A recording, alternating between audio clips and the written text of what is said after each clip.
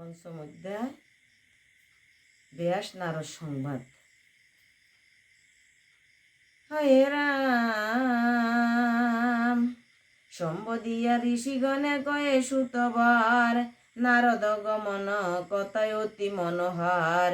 অনন্তর মহারিষি নারদ তখন, জিজ্ঞাসে ব্যাসের করি আসন গ্রহণ। বলো হে ঋষিবর তোমার কুশল, কি হেতু তোমার মন দেখি যে চঞ্চল। নারদ মুনি আসি ব্যাসদেবের কইতে আছে, হ্যাঁ ব্যাসমণি বলো তোমার কুশলাদি কিরম আছে, তুমি কেমন আছো, তোমার মন কেন এত চঞ্চল। কহ কহ মহাভাগ ব্যাস তপোদান, কুশলে আছো তো তব দেহ আর মন। বলছে তুমি কুশলে আছো তো, তোমার মন দেহ সব ঠিক আছে তো। ওগো ধর্মাদি বিবিধ কথা সকলই বিদিত, সকলের ওই অনুষ্ঠান তোমারও জানিত। সর্ববেদ তত্ত্বলাভ হয়েছ তোমার, নচেত করিলে কি সে ভারত প্রসার।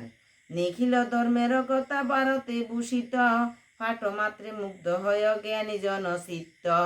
ব্রহ্মের মীমাংসা তুমি নিজ বুদ্ধি বলে, করিয়াছ ধরাতলে অতি কৌতূহলে। জানিয়াছ মহাব্রহ্ম আপন কুশলে, বীর বিতরিল সেই জ্ঞান মীমাংসার চলে। কেন তব তপোধন তুমি বিষাদিত, শোকে কেন তব চিত্ত হয় আচ্ছাদিত।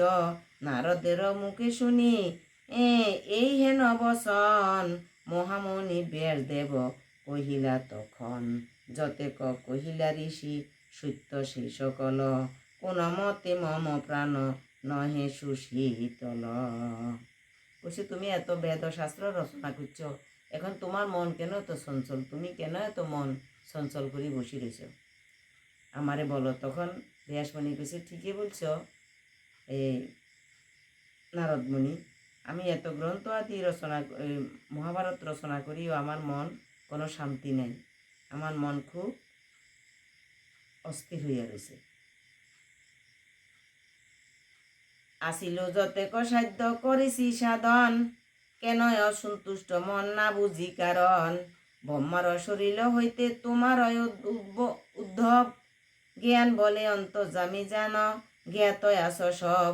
বুদ্ধি নাই আছে কিছু আমার ওই অন্তরে, কেন মুগ্ধ মম মন কহ দয়া করে। যতেক গোপন কথা জগত মাজার, কিছুই অজ্ঞাত দেব নাহি আপনার। কার্য ও কারণে কার্য আর কারণের নিয়ন্তা যেজন, যেজন করে বিশ্ব সৃজন পালন। সেই পুরুষ এই বিশ্বে করিবে সংহার, তারই আরাধনা তুমি করয় নিবার। তখন ব্যাসমণি কইছে তুমি তো ব্রহ্মার পুত্র, তুমি তো এই সব সময় নারায়ণের আরাধনা জপ তপ ধ্যান করো। আমি গ্রন্থ রচনা করছি ঠিক আছে, কিন্তু আমার মন একদম শান্ত নাই, আমার বুদ্ধি জ্ঞান সব মনে যেন একদম নিচল হইয়া রয়েছে, আমি কিছুই কইতাম পারিয়েন না, আমার মন সব উচাটন হয়ে রয়েছে। তুমি একটু আমারে বলো আমি কি করতাম, আমার মন শান্ত নাই। এটা ব্যাসমণিয়ে নারদ মুনিরে কইতে আছে। সূর্য সম ত্রিভুবন করি পর্যটন, সর্বত্র বস্তু তুমি সদা করিস দর্শন। যুগ বলে বায়ু সম গতি অবিরাম, সবার অন্তরে তুমি যাও গুণাদাম। বলছি তুমি যুগ বলে আকাশে দিয়ে উড়ি উড়ি উড়ি উড়ি তুমি শুনতে হারো, তুমি সবার অন্তরে যাই অন্তরের কথা কইতে হারো, তুমি সবার অন্তরে তুমি যাও গুণধাম। তুমি কি বুদ্ধি ধরায় আছে তোমার অজ্ঞাত, অন্তর্যামী নামে তুমি ভুবনে বিখ্যাত। জানিতে নিতান্ত আশা অন্তরের আমার, কহরিষি দয়া করি জীবনের সার। যোগে জানিয়াছি বর্মে বেদ অধ্যয়ন, তথাপি অন্তর তুষ্ট নহে কি কারণ। বলছে আমি যোগ ধ্যানে ব্রহ্মে বেদ অধ্যয়ন করছি, কিন্তু আমার অন্তর তারপরও সন্তুষ্ট নাই, আমার অন্তর তুষ্ট নাই, আমি কিছুই বুঝতেছি না। আমি মহাভারত রচনা করিও আমার মন শান্ত নাই, আমি কি করলে আমার ভালো হয়, তুমি আমাকে একটু সৎ উপদেশ দাও। আমার নিকট প্রভু কহ দয়া করি, কি রূপে গুর দুঃখ আমি ফরি হরি। শুনিয়া ব্যাসের কথা নারদ সুজন, কহিলে নয়ত পর হয় ইষ্টমন। রচিলে বিস্তর গ্রন্থ ভুবন মাজারে, না লিখিলে হরিকথা তুমি সবিস্তারে। তখন নারদ ঋষি কইছে, তুমি বহু রচনা গ্রন্থ আদি সারবেদ অনেক গ্রন্থ তুমি রচনা করছো, কিন্তু রচনা করলে কি তুমি হরির কোনো কথা তুমি সবিস্তারে লেখো না। হরির প্রত্যেকটা ছন্দের মধ্যে, এই গ্রন্থগুলোর মধ্যে হরি কথা নেই, এই কারণে তোমার মন শান্ত নেই। যেই পাঠের মধ্যে, যেই গ্রন্থের মধ্যে যদি তোমার হরিকথা না থাকে, সেখানে কি শান্তি তোমার লাগবে না। নির্মল হরির যশ করণী কীর্তন, সেই হেতু বিচলিত এত তব মন। ধর্ম ও অধর্ম কথা ভারতে বিস্তর, করিয়াছ প্রদর্শন খুলিয়ায় অন্তর। বলছি মহাভারতের মধ্যে তুমি ধর্ম অধর্ম সব কথা খুলি বিস্তার করে লিখছ, কিন্তু হরির কথা নাই এখানে। হরির কোনো লীলা তুমি এখানে উত্থাপন করো না। তাহে বাসুদেব কীর্তি করণী প্রকাশ, সেই হেতু অতৃপ্ত তব মানসের আস। কি ফল মধুর পদ করিয়া রসন, যায় হরি যশ গীত না হয় কীর্তন। বলছি তুমি ভাগবত রচনা করছো, ধর্ম অধর্ম সব কিছু প্রচার করছো, কিন্তু তুমি হরির কোনো যশ কীর্তি, হরির কোনো গুণগান তুমি এখানে রচনা করো না।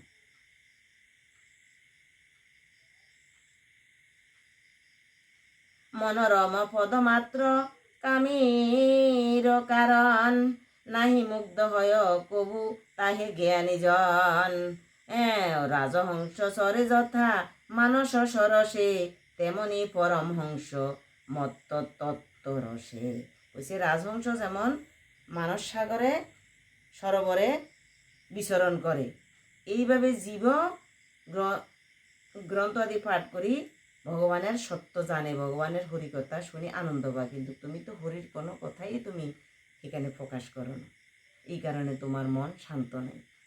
নির্মল ব্রহ্মের যশ তাদের অন্তরে, উদিলে যতনে তার আনন্দে বিহরে। যেই গ্রন্থে প্রতিপদে হরির কীর্তন, সেই গ্রন্থ পাঠে হয় পাপ বিনাশন। সাধুজন সেই গ্রন্থ পঠন সময়ে, সতত উচ্চারে হরি আপন হৃদয়ে। বলছে যে গ্রন্থে পদে পদে হরির কীর্তন আছে, হরির নাম হরির কথা আছে, সেই গ্রন্থ পাঠ করলে জীবের পাপ বিনাশ হয়। কিন্তু তুমি তো গ্রন্থ রচনা করছো, ভারত রচনা করছো, অনেক গ্রন্থ রচনা করছো, কিন্তু এগুলোতে হরির কোনো কথা, হরির কোনো কীর্তন নাই, এই কারণে সাধুরা পাঠ করে এগুলো আনন্দ পায় না।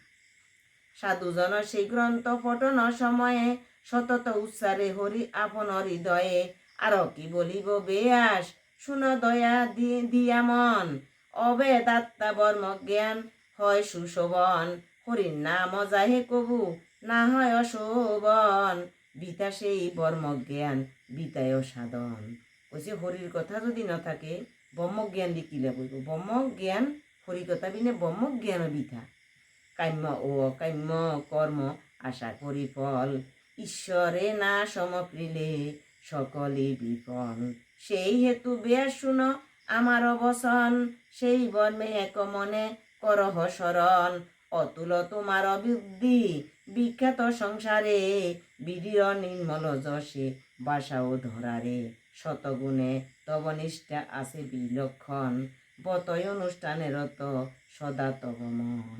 তবে তোমার মন সবসময় সৎজ্ঞান আছে, তোমার মনে সৎ চিন্তা আছে, তুমি বত অনুষ্ঠান রত সবসময় থাকো, এটা তুমি হরির কথা দিয়ে তুমি গ্রন্থটারে আবার পুনরায় লিখো। গুছাইতে নরের এই সংসার বন্ধন, বীর সহ কেশব কথা করিয়া যতন। কইছে কেশব শব্দের অর্থ হরি, স্বয়ং ভগবান শ্রীকৃষ্ণ। কইছে তুমি আরেকটা রচনা করো, আরেকটা ভাগবত রচনা করো, স্বয়ং শ্রীকৃষ্ণের কেশবের কথা দি তুমি আরেকটা যত্ন করে আরেকটা গ্রন্থ লেখো। নাহি কয় উপায় আর মনে তুষিতে, ওগো বর্ণনীয় রূপ নাম গুছাও মোহিতে। ওগো বারিধি মাজারে যতা পবনের বলে সতত গুরিয়া তরি নানা পথে চলে ঈশ্বরের রূপ সাদি তথা তব মন হইয়াছ সচঞ্চল নৌকার মতন। বলছে বাতাস যেমন সতত ঘুরিয়া তরি ভারিদি মাজারে যথা পবনের বলে, মানে বাতাসের কারণে যখন তরি যখন মাঝখানে যায় টলমল করে ঈশ্বরের রূপসাদি তথা তব মন হইয়াছে সচঞ্চল নৌকার মতন। বলছে তোমারও মন এরকম নৌকার মতো মন, শুধু টলমল করতে আসে, শুধু ঘুরতে আসে। তুমি মনের স্থির করি হরিকথা দি ভাগবত রচনা করো। কাম্যকর্ম উপদেশ রচিলা ভারতে অন্যান্য হইল তাহা জ্ঞানী জনমতে। ভারতের শ্রেষ্ঠ বলি ভাবে কামিজন তত্ত্বজ্ঞানী কিন্তু তাহা না ভাবে কখন। কামনীয় কর্ম মধ্যে সকলই নিন্দিত এই কারণ হরি গুণ বর্ণন বিহিত। তত্ত্ব জানি জনগণ পাইলে নিস্তার বুঝিতে পারয় হরি অবেদয়াকার। সকলের তুল্য বুদ্ধি সংসারে না হয় কেমনে বুঝিয়া হরি নাসিবে সংশয়। সেই কারণে বলি তোমায় শুনত প্রধান শ্রীহরির লীলা সবে করাও দর্শন। নিজ ধর্ম ত্যাগ করি যদি কোনো জন হরি আরাধনা করি তেজে এ জীবন। অমঙ্গল তবু তার কবু নাই হয় স্বধর্ম বিচ্যুতি লাগি দোষ নাহি রয়। হরিপদে ভক্তি নাহি করে যে অজন কেমনে করিবে সেই স্বধর্ম পালন। বলছে হরির পদে যদি মন রাখে ধর্ম কর্ম দিয়ে কী করব। হরিপদে মন রাখি হরিকথা থাকলে হরিকথা গুণগান কীর্তন করলে তো হরি এসব আপদ বিপদ দুঃখ দশা দূর করিব। হরিপদে ভক্তি নাই করে যে অজন কেমনে করিবে সেই স্বধর্ম পালন। হরিপদে যদি ভক্তি না থাকে সে কিভাবে স্বধর্ম পালন করিব। কবু নাই হয় তার উদ্দেশ্য সফল পদে পদে বাধা তার জানি অবিরল। তার উদ্দেশ্য কোনোদিন সফল হইত না হরিপদে যদি মন না থাকে, তার পদে পদেই বাধা বিঘ্ন হইব। নানা লোক ভ্রমী জীব না পায় যাহারে নানা লোক বমি জীব না পায় যাহারে বিবেকী ব্যক্তিরা সদাচায়ে যে তাহারে পুণ্য জন্মজিত যত কর্মফল ছয় পূর্ব জন্মার্জিত যত কর্মফল ছয় কাল বসে একে একে উপনীত হয় ভগবত ভক্তজন যদি কর্মফলে নিকৃষ্ট জনিতে আসি জন্মে ধরাতলে। কর্মনিষ্ঠ ব্যক্তি সম নাহি ভয় তার সংসারে প্রবেশ কবু করে না শেয়ার। বুঝিলে হরির মর্ম মহাপাপীগণ আপন কর্ম ফল হয় বিশ্বরণ। বলছে প্রত্যেকটা জীব পূর্বকর্মে আশ্রিত, মানে আমরা পূর্ব কর্ম নিয়ে জন্ম আবার নতুন সংস্কার নিয়ে আবার পরজন্ম। এখন পূর্ব সংস্কারগুলো যে খারাপ মানুষের ভালো মন্দ পাপ পুণ্য কর্মফল লই আমরা আইছি, এইগুলো তো আমরা উদ্ধার হইতে হইলে হরিকথা লাগবো। হরিকথা ছাড়া কৃষ্ণ কথা ছাড়া কৃষ্ণ ভজন ছাড়া কোনোদিন জীবের উদ্ধার হইত না, কোনোদিন কর্মফল খণ্ডন হইত না। তুমি তো ভারতে অন্যান্য গ্রন্থের মধ্যে তুমি হরিকথাই রচনা করো না, জীবের কিভাবে কল্যাণ হইবে। এখন তুমি হরিকথা দি হরির গুণগান দি বাসুদেবের কথা দি আরেকটা গ্রন্থর ভাগবত রচনা করো, তখন জীব এই ভাগবত পাঠ করি শ্রবণ করি জীবের পাপ নষ্ট হইবে, পূর্ব আর্জিত কর্ম নষ্ট হইবে। কর্মনিষ্ঠ ব্যক্তি সম নাহি ভয় তার সংসারে প্রবেশ কবু করে না সে আর। বুঝিলে হরির মর্ম মহাপাপীগণ আপন কর্ম ফল হয় বিশ্বরণ। বলছে হরির কথা যদি জানে ভাগবতে হরি কথা শুনে যদি তার পূর্ব কর্মফল খণ্ডন হই মহাপাপী এই উদ্ধার হইয়া যাইব ভাগবত শ্রবণে। ওগো সমদোষী শোক দুঃখ কুব নাহি পায় দেহ প্রাণ মম তার সুখে বাসি যায়। ঈশ্বর হইতে বিশ্ব নহে তো অন্তর আপনি ঈশ্বর হন সংসার ভিতর। ঈশ্বর করেন নিজে বিশ্বের সৃজন, তিনি করেন শেষে সৃষ্টি বিনাশন। এই সকল কথা মনি জানো তুমি বেশ, তথাপি সামান্য মাত্র দিনু উপদেশ। বলছে ব্যাস মুনি, তুমি সব কিছু জানো, তুমি খুব জ্ঞানী, তুমি সব কিছুই জানো, তারপরও আমি তোমাকে সামান্য কিছু বুঝাই দিছি, তোমারে বুঝার কোনো আমার সাধ্য নাই। এটা নারদ মুনিয়ে কইতে আছে। হরি অংশে জন্ম তব জানি হে তোমার, জগতে রহিত তরে আসিলে ধরায়। উপযুক্ত ব্যক্তি তুমি শুদ্ধ তব মন, শ্রীহরি চরিত্র কথা করহ বর্ণন। বলছি তুমি খুব হরি অংশে তোমার জন্ম, তোমার অন্তর খুব শুদ্ধ, তোমার চিত্ত খুব সুন্দর, তুমি উপযুক্ত উপযুক্ত ব্যক্তি, তুমি শুদ্ধ, তোমার মন সবসময় শুদ্ধ, তুমি হরির চরিত্র কথাগুলো বর্ণনা করো ভাগবতে। যেই জন বিবেকী হয় শুন গুণধাম, ওগো শ্রীহরির গুণগাতা গাই অবিরাম। বেদ পাঠে যজ্ঞে দানে হয় যেয় ফল, শ্রীহরির গুণগানে হয় সেই সকল। অন্য আর কি কহিব শুন তপোদন, আমার জনম কথা করিব কীর্তন। সুভদর ছিল গীত ভাগবত সার, ব্যাস নারদ কথন হইল যে প্রকার। ইতি ব্যাস নারদ সংবাদ সমাপ্ত।